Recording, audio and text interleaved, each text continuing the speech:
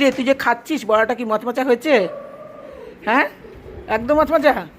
হ্যাঁ, ছাকা তেলে ভাজা যেমন হয় তেমন? ঠিক আছে। হ্যালো বন্ধুরা, এই দেখো এখানে দেখো চাল কুমড়োর পাতার আমি বড়া করেছিলাম দুপুরবেলা। এই দেখো বড়াগুলো কিন্তু একদম নরম হয়ে গেছে। এই বড়াগুলো কিন্তু এখন কোনোভাবেই খেতে কিন্তু একদম ভালো লাগবে না। আর এগুলো যদি আমি মাইক্রো ওভেনে গরম করতে চাই তাহলে কিন্তু এগুলো মচমচে হবে না।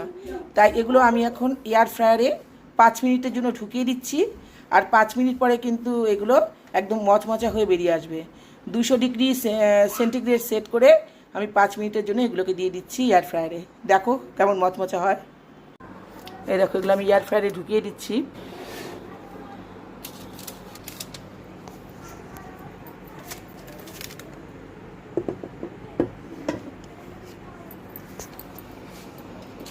এই কাগজে করে আমি ঢুকিয়ে দেবো।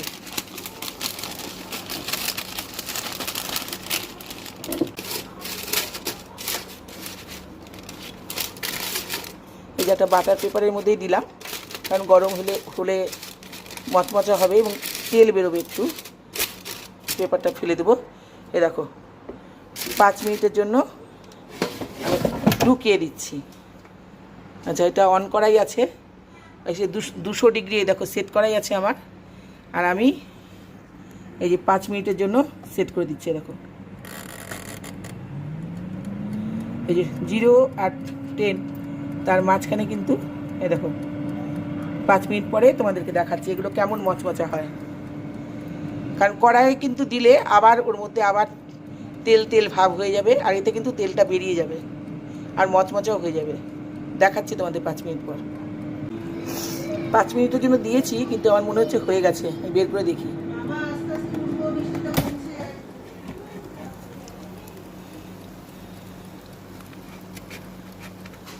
হ্যাঁ, মচমচা হয়ে গেছে। বের করে ফেললাম, মানে মচমচা হয়ে গেছে। আমার কিন্তু পুরোপুরি 5 মিনিটও লাগলো না, এই 4 মিনিটেই কিন্তু মচমচা হয়ে গেছে।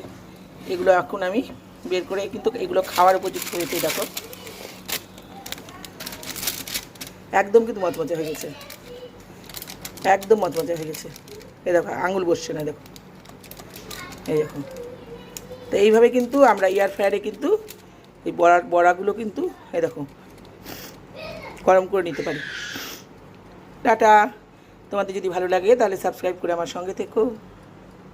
ছাকা তেলে ভাজা যেমন হয় তেমন? ঠিক আছে।